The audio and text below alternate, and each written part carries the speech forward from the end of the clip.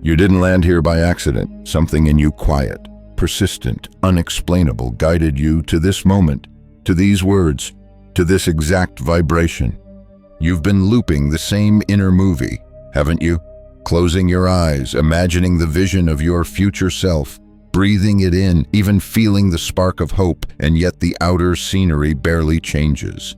Maybe it flickers for a moment, a small shift, a fleeting sign before snapping back into the same cycle, the same struggles, the same unanswered questions.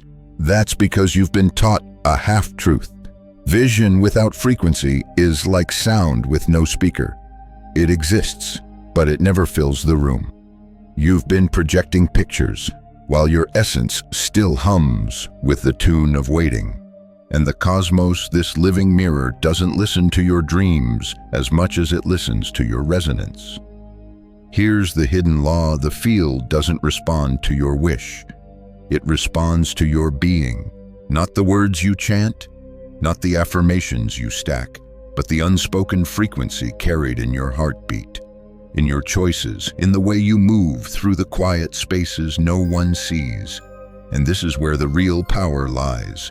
Because you are not a beggar at the gates of reality, asking for permission to enter. You are the gate. You are the pulse.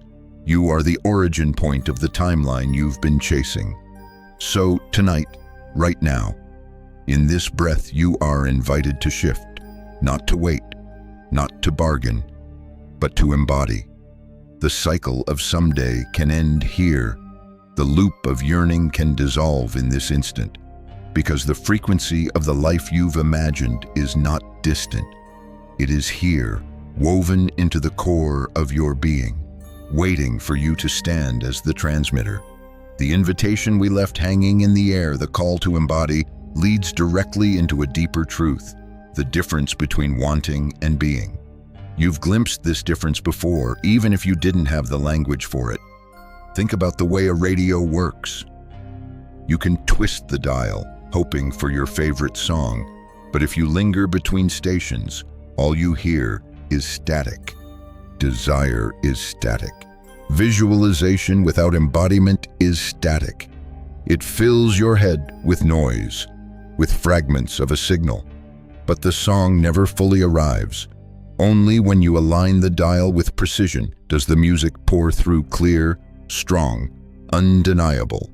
Your life works the same way. When you close your eyes and imagine your future self, you're turning the dial.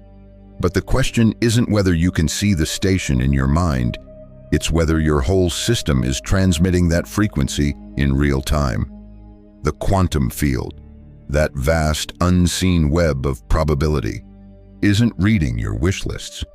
It's not scanning your affirmations.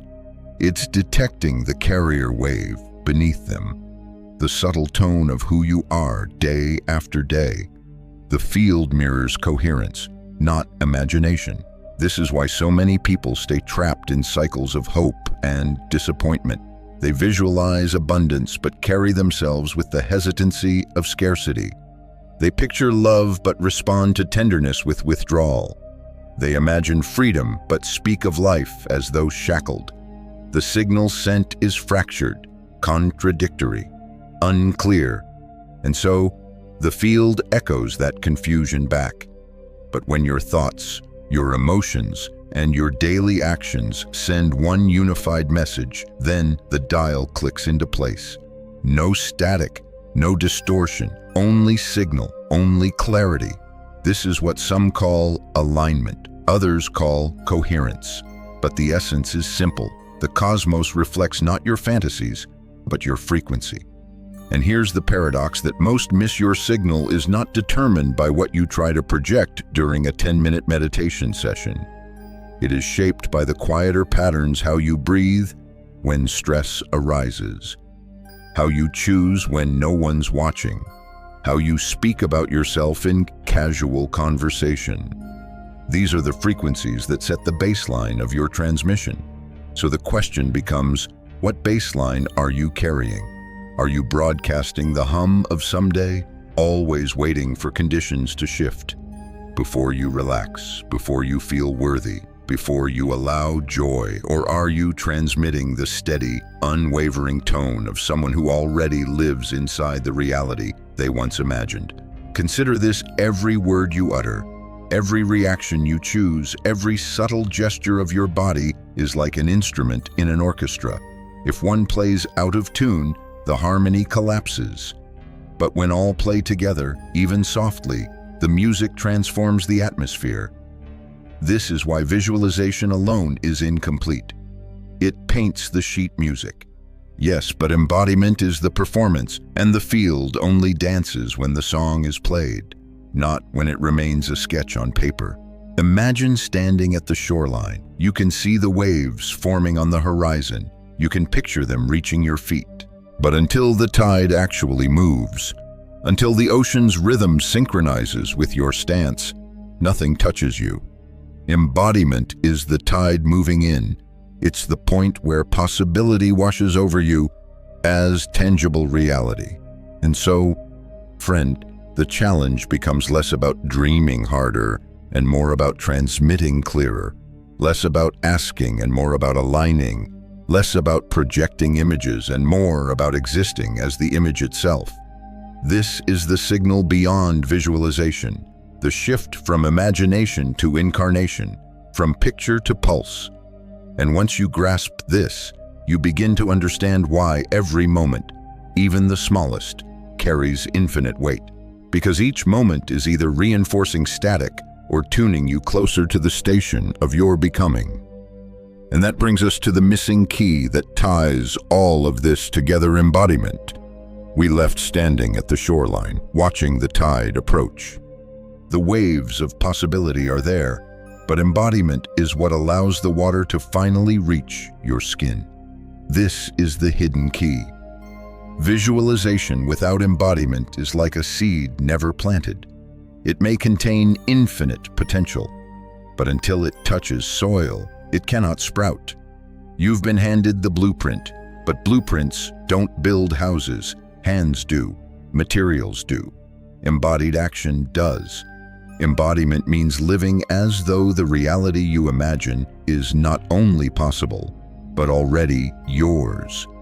It doesn't mean acting, pretending, or putting on a mask.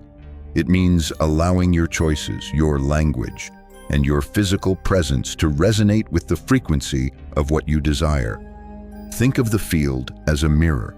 Mirrors do not project back what you hope to see. They reflect what already stands before them.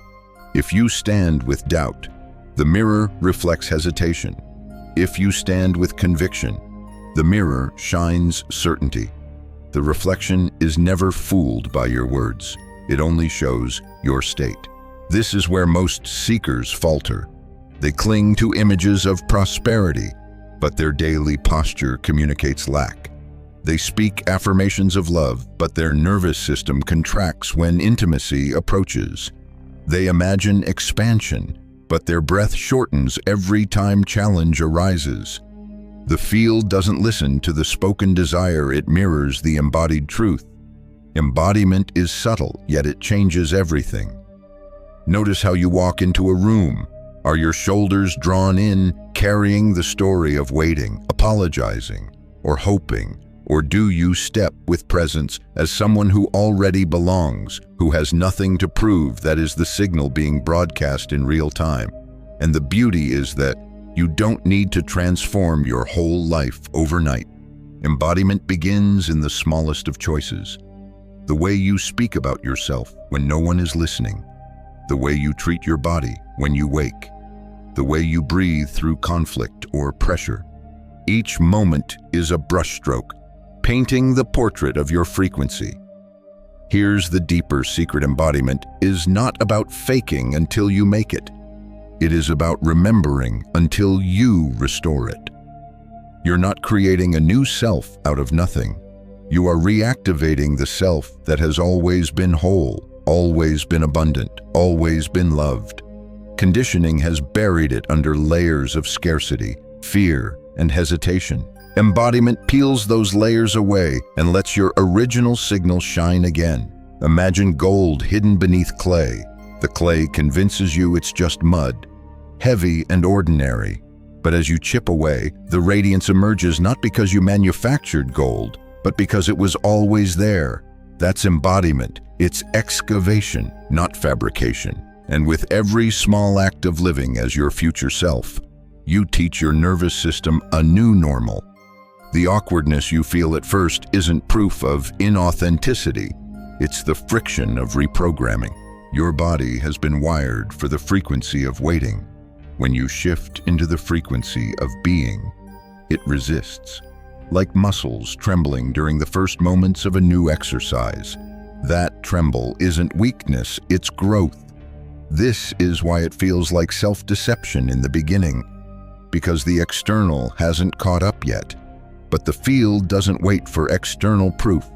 It aligns with coherence. And when your thoughts, emotions, and actions sing the same song, the mirror must reflect it. So the question becomes, how can you embody your future now? How can you carry the posture, the tone, the choices of the one who already lives the life you've imagined? Each moment gives you a chance to step into that frequency, not by force, but by remembering. And as you repeat this, the old story loses its grip. The field begins reflecting back the new coherence. The tide doesn't just approach you, find yourself already standing in the water, soaked in the very reality you once only pictured. From here, the path opens naturally into another dimension of this transformation, the rewiring of the body itself. The tide we just stepped into does more than wet your skin. It begins reshaping the shore itself. Embodiment isn't just mental or symbolic, it's biological. When you start living as your future self, your body has to rewire to support that signal. Your nervous system has been conditioned for years, maybe decades, to resonate at the frequency of waiting, of striving, of someday. It's like a well-worn path in the forest. Your brain, your hormones, your very cells are accustomed to walking it without question. Scarcity feels familiar. Struggle feels safe. Even anxiety can feel like home, simply because it's predictable. So when you begin embodying a new identity, your body protests. It trembles. It pulls you back toward the familiar. This is why transformation often feels uncomfortable, not because it's false, but because your biology is catching up. Think of it as tuning an instrument that's been out of key for years. At first, the sound is rough, discordant, but with every adjustment, the harmony strengthens. Neuroscience confirms this.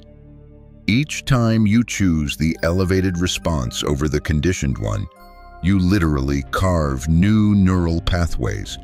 Your brain is plastic, always reshaping itself. When you rehearse your new identity, not just in thought, but in action, those pathways solidify. The unfamiliar becomes the familiar. The awkward becomes the automatic. But here's the deeper layer. Your body isn't just passively responding, it's broadcasting. Your heart generates an electromagnetic field measurable several feet beyond your skin. When your heart and mind are coherent, when your emotions match your thoughts, that field strengthens dramatically. You become a transmitter, radiating your chosen frequency into the quantum fabric itself. And this is where the bridge of identity becomes crucial. Just as particles in quantum mechanics don't leap from one state to another in a straight line, neither do you. They pass through intermediate states, temporary bridges. You can practice this same principle in consciousness.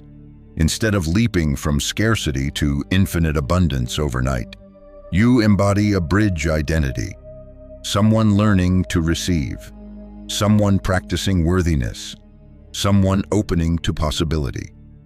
Each step is a quantum leap through a temporary state, bringing you closer to coherence. Imagine climbing a mountain. You don't teleport from the base to the peak. You acclimate at base camps along the way, letting your lungs and muscles adapt before you climb higher. Embodiment works the same way. Each bridge identity gives your nervous system time to stabilize before you expand again. So the question shifts, not how do I leap instantly into my ultimate self, but what bridge identity can I embody today? Maybe it's the version of you who speaks gently about yourself, or the one who receives compliments without deflection, or the one who breathes deeply before reacting. Each micro-choice is a stone in the bridge, carrying you across the gap. And as you repeat these small acts, something astonishing happens. The old circuitry in your body weakens. The neural grooves of scarcity fade. The hormonal loops of survival quiet down. Your system begins to trust the new frequency. It recognizes safety in abundance, comfort in expansion, belonging in love. This is why embodiment is not just philosophy, it's physiology. You are literally rewiring your biology to sustain the frequency of the life you've envisioned. The future self you imagine isn't just a mental picture, it's a new operating system coded into your cells. And once your body learns this, the field cannot help but respond. The mirror must reflect the new coherence. The tide must reshape the shore. The transformation becomes inevitable, not because you forced it, but because your biology and your being finally agreed. And this agreement, the harmony of thought, emotion, and action leads us directly into the law of coherence, the principle that unlocks the field itself. The agreement we spoke of the moment when body and mind finally align leads us straight into the law of coherence. This isn't a poetic phrase. It's the mechanism by which the field decides what to reflect. Coherence means your thoughts, your emotions, and your actions are no longer sending mixed signals. Picture 3 instruments in an orchestra. If one plays a different melody, the harmony collapses into noise. But when all 3 perform the same score, the sound fills the hall with resonance. The universe is listening for that resonance. Think of your thoughts as the sheet music, your emotions as the energy vibrating through the strings, your actions as the musician's hands, striking each note. If anyone is out of sync, the song doesn't land. The field doesn't respond to the song you meant to play, it mirrors the one you actually performed.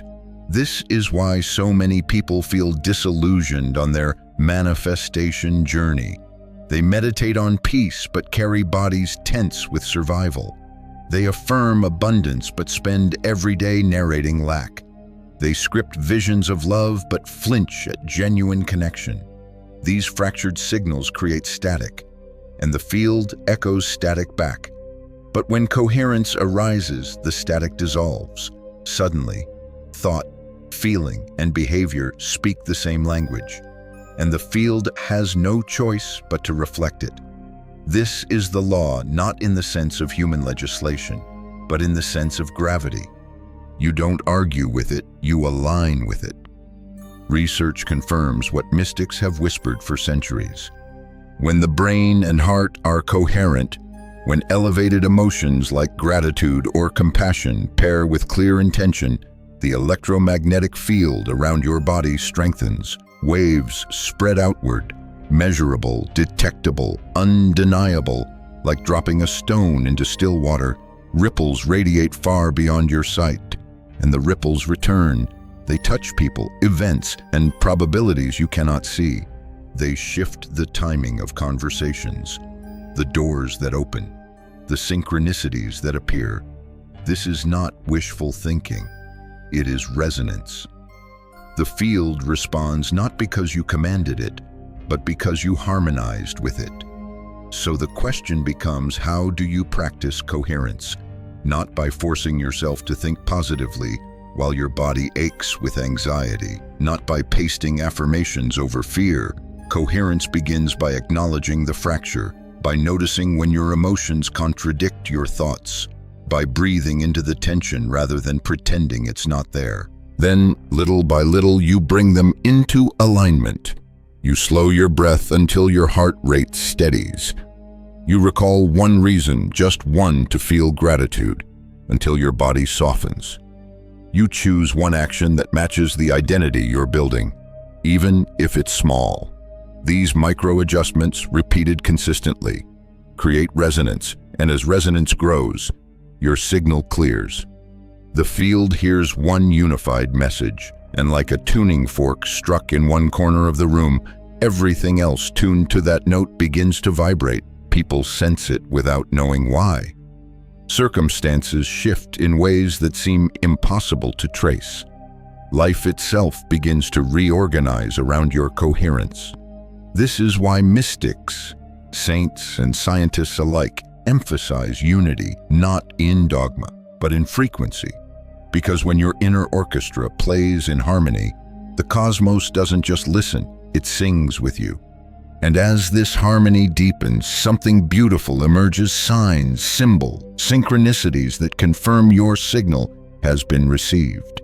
And that leads us to the mysterious appearance of numbers, patterns, and cosmic echoes, the language of the field speaking back to you. The harmony of coherence doesn't remain hidden. When your inner orchestra begins to play in unison, the field sings back, and often it speaks through signs you cannot ignore. Have you ever noticed numbers repeating at uncanny times? 111 on a clock, 333 on a receipt, 777 on a license plate, just when you were deep in thought. These are not random curiosity. They are the echoes of resonance. The field's way of saying, I hear you, I see you, your frequency is landing. But here's the truth. These numbers aren't prizes being handed down from above.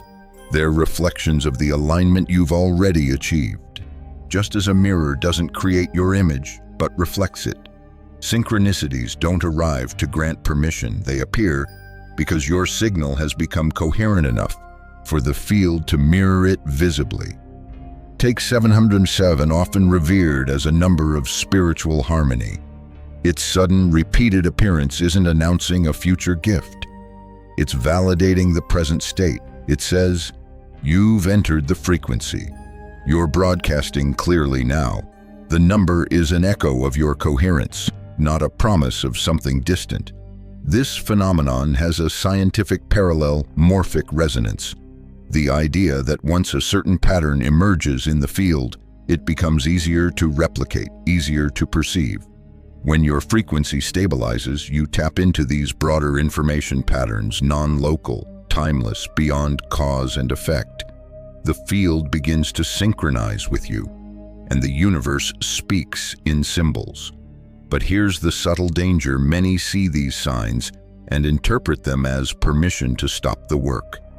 They think, the universe has confirmed it's done, and they relax into passivity. But the appearance of synchrony isn't a finish line. It's an invitation, a checkpoint reminding you that you are on the path. And now is the moment to deepen your presence, not abandon it. Imagine a musician tuning their instrument. When the note begins to ring true, it doesn't mean the performance is over. It means the performance can finally begin. Synchronicities are the ringing note, the confirmation that your instrument is ready to play. Now you must step into the music, and notice how these signs often arrive quietly, without you seeking them. That's the key. The field doesn't respond to desperation. It responds to harmony. When you stop grasping for confirmation, signs flow naturally. Numbers appear when you least expect, a whisper of resonance woven into the fabric of your day. This is why mystics called the universe a living scripture, written not in words but in patterns. Every repeating number, every timely symbol, every alignment in conversation or circumstance is the cosmos mirroring your coherence. So the question becomes, will you treat these signs as trophies to cling to, or as instruments to guide your next note? Will you see them as ends, or as invitations to sustain your frequency more deeply? Because when synchrony appears, it is proof of one thing only: your signal is cutting through the static. The field has registered your presence, and this registration often leads to something even more profound: convergence. The gathering of timelines, the folding of possibilities into one decisive outcome. And this convergence is where quantum tunneling, resistance, and breakthrough all come into play. Those numbers and synchronicities we just traced are more than playful nods from the cosmos. They often mark the threshold of something greater: convergence. This is the point where multiple possibilities begin collapsing into one chosen timeline, drawn by the signal you've stabilized. Think of it like a river delta. Countless streams branch and twist, but as they near the ocean, they converge, gathering momentum until they pour as one. Your life functions the same way. Infinite versions of you exist in potential, but when your coherence reaches critical strength, timelines begin to braid together, collapsing into the reality you've been embodying. In quantum physics, there's a parallel known as tunneling. Particles sometimes do what classical physics says is impossible. They pass through barriers instead of bouncing back. It's as if the rules bend for them when their frequency aligns just right. The same happens with your consciousness. When you sustain a new identity long enough, you find yourself slipping through barriers that once felt impenetrable: financial pulls, emotional defenses, relational patterns. You don't push them down, you phase through. But here's the part many resist: tunneling doesn't always feel smooth. Often, just before the breakthrough, the old reality resists fiercely. Habits intensify, challenges spike. It's as if the outdated frequency fights for survival. And in a sense, it is, because the structures of your old identity are dissolving. And like any structure under renovation, they creak and groan before they collapse. This is where most people falter.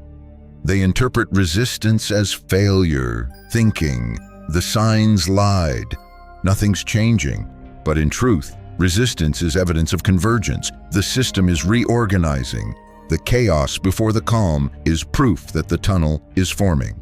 So the task in these moments is not to retreat. It is to hold your frequency steady. To remember that coherence is stronger than chaos, even when chaos shouts louder. Because what feels like disruption is actually construction. The field is bending, rearranging, weaving threads into your chosen pattern. Imagine standing in a house being renovated. Walls are half demolished. Dust clouds the air. For a moment it looks worse than before, but if you trust the blueprint, you know this is progress, not disaster. Convergence feels the same. It's messy in the middle, but the design is already laid. And here's the miracle hidden inside tunneling: you don't have to fight through barriers. You simply sustain the state of being that matches the other side. That is your passport. Your frequency, not your force, carries you through. This is why signs like repeating numbers often appear just before major shifts. They're not saying, relax, it's done. They're whispering, hold steady, you're entering the tunnel. And if you can hold your alignment during the dust and disarray, you'll emerge on the other side into a timeline that feels like it clicked into place overnight. So when resistance rises, see it for what it is: the echo of a dissolving past, not the verdict of your future. Recognize the chaos as a signature of convergence. Remember that the particle doesn't argue with the barrier, it simply phases through. And once you've passed through, once you've stabilized beyond the walls of resistance, something extraordinary unfolds. You discover that effort and striving were never the true accelerators. The real power lies in something paradoxical, something most overlooked: serenity. We ended in the tunnel, with dust swirling and structures collapsing. And now, on the other side of that passage, we discover a truth so paradoxical it often gets ignored. Serenity is the fastest accelerator of manifestation. Serenity doesn't mean passivity. It doesn't mean lying down, doing nothing, and hoping the universe delivers. It means embodying such trust in your frequency that urgency dissolves. You're no longer grasping for proof, no longer chasing signs. You are steady, anchored, unshakable. Think of a gardener. They plant the seed, water the soil, provide light, and then they step back. They don't dig up the seed every day to check its progress. They don't shout at it to grow faster. They allow. They trust the process. They hold serenity while the unseen unfolds. This is what manifestation truly asks of you. You've been conditioned to believe effort equals results, that striving proves worthiness. But in the quantum field, desperation is noise. Grasping generates static. Serenity, on the other hand, clears the channel. It sends one steady message: I already trust. I already know. And neuroscience affirms this. When you enter serene states, your brain waves shift into the alpha-theta range. This is the bridge where the conscious and subconscious harmonize, where creativity peaks, where the body becomes more receptive to new programming. Serenity is not absence of power, it is the perfect environment for transformation. In this state, your nervous system finally relaxes. It stops scanning for threats. It allows expansion instead of contraction. And when the body feels safe, your energy amplifies. Your field grows stronger. People sense it without words. Opportunities flow with less resistance. Synchronicities multiply. The field is no longer distorted by anxiety. It reflects serenity like still water reflecting the sky. But here's the challenge: serenity feels unnatural at first. In a culture obsessed with productivity and urgency, to rest in trust feels like laziness. To not chase feels like risk. Yet this is exactly why serenity is powerful, because it breaks the cycle of striving that keeps you broadcasting lack. Imagine sitting on a riverbank. If you thrash in the water, you fight the current. If you release and float, the current carries you further, faster, with less effort. Serenity is floating. It doesn't mean giving up direction. It means allowing the river to support you instead of resisting it. And the paradox deepens often. When you no longer need the manifestation to arrive, that is when it does. Because neediness is lack, and lack pushes it further away. But when serenity radiates, the frequency of completion fills your field, and the cosmos reflects it as reality. This is why mystics spoke of peace beyond understanding. It wasn't passive, it was magnetic. It wasn't avoidance, it was mastery. They weren't withdrawing from life. They were aligning so deeply that life itself reorganized around their calm. So the real accelerator is not more effort, not more hustle, not louder affirmations. It is serenity. It is the quiet confidence of someone who knows the seed is already sprouting, even if the soil looks unchanged. But serenity doesn't mean the end of struggle. It often stirs the old identity, the patterns that resist this calm. And this takes us to the next stage of the journey, the upper limits, the inner rebellions, the psychological ceilings that test whether you can truly sustain the new frequency. The serenity we uncovered sounds like liberation, doesn't it? Floating on the river, no longer thrashing, no longer desperate. Yet as soon as you begin to embody this calm, an older voice often rises to the surface. Doubt, fear, resistance. This is what psychologists call the upper limit problem, the hidden ceiling your identity enforces when you begin stepping beyond what feels historically safe. Your body, your nervous system, even your subconscious identity has been calibrated to a certain range of existence. Scarcity, struggle, uncertainty. They may not be pleasant, but they are familiar. And what is familiar often feels safer than what is expansive. So when you begin to embody abundance, peace, or love beyond what you've known, your system sometimes panics. It whispers, "This is too much." Something will go wrong. You don't deserve this. Better shrink back. This is not failure. This is biology. Your nervous system has organized itself around your old identity. Every cell has been wired to sustain the vibration of not enough, of someday, of waiting. So when you step into serenity and coherence, you're essentially asking your body to learn a new language. And at first, it stutters. Think of a diver surfacing too quickly after being deep underwater. The body needs time to adjust to the new pressure. If you shoot straight to the top, the shock is overwhelming. That's why bridge identity's stepping stones of embodiment are so vital. They let your body, your heart, and your mind acclimate to the new altitude.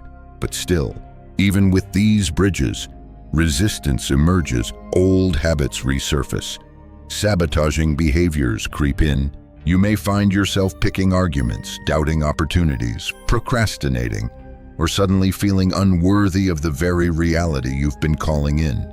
This is the upper limit at work. It's your system saying, "We've never been here before, better go back where it's familiar." The key is recognition. Instead of collapsing into shame or frustration when resistance arises, you can see it as confirmation growth is happening. The old self is trying to protect its territory, but its authority is fading. This is recalibration, not regression. Imagine a cocoon shaking as the butterfly pushes against its walls. From the outside it looks like struggle, but from the inside, it's strength building. Without that resistance, the wings would never be strong enough to fly. Your upper limit is the cocoon, and your persistence, your choice to keep embodying despite discomfort, is what strengthens your wings. So how do you move through these ceilings with awareness and micro-choices? The moment you notice yourself slipping back into old patterns, pause. Ask, what would the version of me who already lives this reality do right now? Then act from that answer, even if only for 5 minutes. Each micro-choice is a crack in the ceiling. Each crack lets in more light. Over time, the ceiling shatters. Your body learns it is safe to live at this new frequency. The unfamiliar becomes home, and the old identity loses its grip, replaced by a nervous system wired for expansion, not limitation. But here's the most important piece: you don't need to eliminate resistance to succeed. You need to coexist with it until it fades, to allow the voices of doubt to speak, but not to rule, to let discomfort exist, but not to define you, to walk forward even as the cocoon trembles, knowing it's a sign of wings forming. And when those wings finally unfurl, something profound happens. You stop striving to become, you start remembering who you already are. And that remembrance, that deep homecoming, is where the true power of manifestation lives. The trembling cocoon, the cracking ceiling, the voice of doubt. Once you learn to walk through them without retreating, something extraordinary happens. The search ends. The striving softens. You stop living as though your future is somewhere far ahead, and you begin remembering it as something already woven into your essence. This is the ultimate shift in manifestation, from seeking to remembering. Seeking says, I don't yet have it. I must chase it, earn it, grasp it. Remembering says, it was always here. I only needed to align long enough to feel it again. Think of the moments when you've tasted this without even realizing it. A spontaneous wave of peace while driving, a sudden clarity in a conversation, a feeling of wholeness in silence that had no obvious cause. Those flashes were not accidents. They were memories of your authentic frequency, slipping past the static of conditioning. When you embody consistently, when you practice coherence, when you sustain serenity through resistance, those flashes stop being rare. They become your baseline. The extraordinary becomes ordinary. and your life reorganizes around the signal of someone who is no longer waiting to receive, but has remembered they already are. This remembrance is powerful because it removes the need to prove. You're not trying to convince the universe with affirmations or bargains. You're simply allowing the universe to mirror back the wholeness you've reclaimed. Like a mirror doesn't give you a face but reflects the one you carry. The field doesn't create your essence, it amplifies the one you embody. And here's the paradox: when you no longer need signs, signs appear everywhere. When you no longer demand proof, synchronicities cascade. When you no longer cling to outcomes, outcomes exceed your imagination. Because your frequency is no longer fractured by striving, it is steady, whole, coherent. This is why the ancients described enlightenment not as gaining something new, but as shedding illusion, not as reaching, but as remembering. They knew the field does not grant power. It reveals the power already within you when your identity, your emotions, and your choices resonate as one. So the path of quantum manifestation isn't about becoming someone different. It's about dissolving the distortions that convinced you you were incomplete. It's about stepping out of the static of someday and into the clarity of now.